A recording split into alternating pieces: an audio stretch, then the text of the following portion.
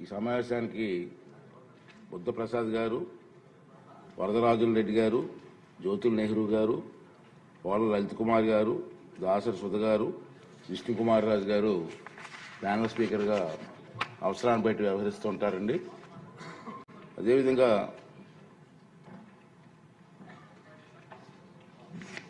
ఉభయ సభల సభ్యులను ఉద్దేశించి 11వ తారీఖున మన గవర్నర్ గారు చేసిన ప్రసంగం ప్రతిని సెక్రటరీ జనరల్ గారు సమక్షం ఉంచుతారు.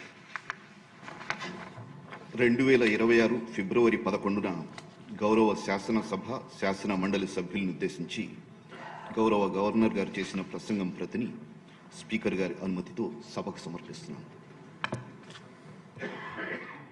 గవర్నర్ గారి ప్రసంగాన్ని ధన్యవాదాలు తెలిపే తీర్మానానికి సవరణలో ఈ ఉదయం 11 గంటల వరకు శాసన వ్యవస్థ సెక్రటరీ జనరల్గా అందించవచ్చు.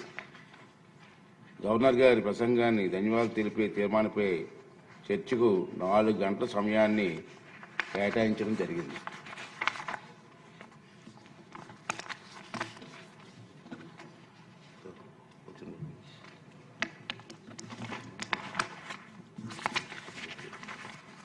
ఇప్పుడు క్వశ్చన్ అవర్ స్టార్ట్ చేద్దామండి.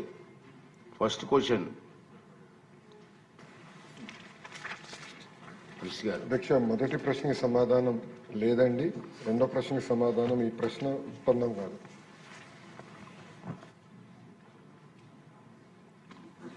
సుందర్ రెడ్డి గారు. ధన్యవాదాలు అధ్యక్ష.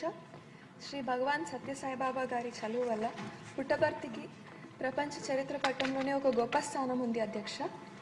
ఇటువంటి పవిత్రమైన పుట్టపర్తిలో ఒక IIIT ఏర్పాటు చేయడానికి అన్ని సదుపాయాలు, అవకాశాలు ఉన్నాయి అధ్యక్ష. ఇక్కడ IIIT ఏర్పాటు చేయడం వల్ల సత్యసాయి జిల్లా, అనంతపురము, కర్నూలు, చిత్తూరు, అన్నమయ్య డిస్ట్రిక్ట్స్లో గ్రామీణ ప్రాంతాల్లో ప్రభుత్వ పాఠశాలలో చదువుతున్న పిల్లలందరికీ ఉపయోగకరంగా ఉంటుంది అధ్యక్ష. కాబట్టి మీ ద్వారా మంత్రి వారిని ఇక్కడ ఒక IIIT ఏర్పాటు చేయాలని కోరుతున్నాను అధ్యక్ష. ఒంగోలు IIIT అధ్యక్ష, ఇక్కడ చదువుతున్న విద్యార్థులు ఫస్ట్ ఇయర్ ఇంటర్ ఒంగోలులోను, second year inter and first year BTech ఇడుపులపాయలో, అండ్ తిరిగి second, third and fourth year BTech courses మళ్ళీ తిరిగి ఒంగోలులో చదువుతారు అధ్యక్ష. అలా ఏర్పాటు చేయడం జరిగింది అధ్యక్ష. దీనివల్ల చాలామంది పిల్లలు ఇంకా తల్లిదండ్రులు కూడా చాలా ఇబ్బందులు ఫేస్ చేస్తున్నారు అధ్యక్ష. అదేవిధంగా BTech chemical engineering and material sciences అధ్యక్ష, ఈ కోర్స్ చదివే పిల్లలు ఒంగోలు క్యాంపస్ పిల్లలు కూడా ఇడుపులపాయలో చదువుతారు అధ్యక్ష. సో వీరికి ఒంగోలులోనే ఈ కోర్స్ కంప్లీట్ చేసే విధంగా ఏర్పాటు చేయగలిగితే బాగుంటుంది అధ్యక్ష. అదేవిధంగా శ్రీకాకుళం IIITలో chemical engineering and material sciences BTech చదువుతున్న పిల్లలు కూడా నూజివీడ్లో కోర్స్ కంప్లీట్ చేస్తారు అధ్యక్ష. వీరికి కూడా శ్రీకాకుళంలోనే ఈ కోర్స్ కంప్లీట్ చేసే విధంగా ఏర్పాటు చేస్తే బాగుంటుందని మీ ద్వారా మంత్రి వారిని కోరుతున్నాను అధ్యక్ష. ఇంకా పుట్టపర్తి నియోజకవర్గంలో అధ్యక్ష 6 మండలాలు. మనకు వచ్చిన అవర్ మొత్తం 1 అవర్లో పూర్తి చేయాలి. నేను మీటింగ్లో డిసైడ్ చేశారు. అంటే సూటిగా ప్రశ్న వేస్తే మినిస్టర్ గారికి కూడా సూటిగా సమాధానం. సార్, పుట్టపర్తి నియోజకవర్గంలోని 6 మండలాల్లో కేవలం బుక్కపట్నం మండలంలో ఒక గవర్నమెంట్ డిగ్రీ కాలేజ్ ఉంది అధ్యక్ష. 2018 సంవత్సరంలో గౌరవ ముఖ్యమంత్రి వర్యులు నారా చంద్రబాబు నాయుడు గారు దీనికి 3 crores అమౌంట్ శాంక్షన్ చేసి ఇచ్చారు అధ్యక్ష. మొదటి ఫేజ్ కింద 50 లక్షలతో పని ప్రారంభమైంది అధ్యక్ష. కానీ గత ప్రభుత్వం అది పట్టించుకోకపోవడం వల్ల పనులన్నీ అర్ధాంతరంగా నిలిచిపోయాయి అధ్యక్ష. మీ ద్వారా మంత్రి వారికి అసంపూర్ణంగా ఉండే బిల్డింగ్ ఫోటోలు అన్నీ పంపిస్తాను అధ్యక్ష. సో ఈ ప్రాజెక్ట్ని కంప్లీట్ చేయడానికి అమౌంట్ శాంక్షన్ చేయాల్సిందిగా మీ ద్వారా మంత్రి వారిని కోరుతున్నాను అధ్యక్ష. ధన్యవాదాలు అధ్యక్ష. ఆంధ్ర రాష్ట్రంలో ఒకసారి మనం చూస్తే అధ్యక్ష 4 RGUKT క్యాంపస్లు ఉన్నాయి అధ్యక్ష. ఇప్పుడే సుందరారెడ్డి గారు చెప్పినట్లు ఇప్పుడు నూజివీడ్ క్యాంపస్లో కూడా ఇంకొన్ని పర్మనెంట్ ఫెసిలిటీస్ పూర్తి చేసడానికి 60 కోట్లు ఖర్చు అవుతుంది అధ్యక్ష. ఆర్కే వ్యాలీ పూర్తి చేసాక ఒక 40 కోట్లు. ఒంగోలు క్యాంపస్ అవుతాయి అధ్యక్ష. సుమారుగా 2 విడతలు కూడా మనం పూర్తి చేయాలంటే టోటల్ బడ్జెట్ రిక్వైర్డ్ 600 కోట్ల అధ్యక్ష. శ్రీకాకుళం క్యాంపస్కు 300 కోట్ల అధ్యక్ష. ఇది మేము పర్సనల్గా మేము చూస్తున్నాం అధ్యక్ష. ఎందుకంటే ఎక్కడికక్కడికే అంటే ఏ జిల్లాలో అక్కడనే పిల్లలు చదవాలి, ఇక్కడ టెంపరీ అకామిడేషన్కి వేరే వేరే క్యాంపస్లకి మేము పంపిస్తున్నాం, ఇది కరెక్ట్ కాదని మేము ఇప్పటికీ డిస్కషన్ చేసాం అధ్యక్ష. గౌరవ ఆర్థిక శాఖ మంత్రులతో కూడా మేము మాట్లాడాము. కేంద్ర ప్రభుత్వం కొత్త స్కీమ్ కూడా శాస్కి స్కీమ్ తీసుకొచ్చింది అధ్యక్ష. ఆ స్కీమ్ ద్వారా ఈ క్యాంపస్ కన్స్ట్రక్షన్ అంతా దాంట్లోకి డిపిఆర్ తయారు చేసి ఆ స్కీమ్ ద్వారా కూడా డబ్బులు తీసుకోవాలని మంత్రి గారు కూడా మాకు ఆదేశాలు జారీ చేస్తాం జరిగింది అధ్యక్ష. సో మేము దాని కింద ఏ క్యాంపస్లో అయితే పిల్లలు చదువుతున్నారో అదే క్యాంపస్లో ఆ కోర్స్ మొదలుపెట్టి పూర్తి చేసే బాధ్యత మేము తీసుకొస్తాం అధ్యక్ష. సో దానికి కావాల్సిన నిధులు కేటాయించి ఆ పనులను కూడా పూర్తి చేస్తాం అధ్యక్ష. ఇప్పుడే మేడం గారు అడిగారు, పుట్టపర్తిలో కూడా క్యాంపస్ ఏర్పాటు చేస్తే బాగుంటుందని మేడం గారు కోరారు అధ్యక్ష. అది మేము సెపరేట్గా డిస్కస్ చేసి గౌరవ ముఖ్యమంత్రి గారి దృష్టికి తీసుకెళ్తాం. క్వశ్చన్ నెంబర్ 1166 అండి, బస్తుల బలరామకృష్ణ గారు.